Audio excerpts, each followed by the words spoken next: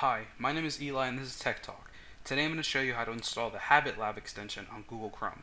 Now what I need for you to do is come down here to the bottom left hand corner on the search bar and just look up Google Chrome. And then from there what I want you to do is to grab the URL that I have in the bottom description and post it into your search bar. That's just going to send you straight to the Chrome Web Store. Click enter. Then now here in this search bar just look up HabitLab. Click enter, and then from there you'll have a few options. Just click on the first one.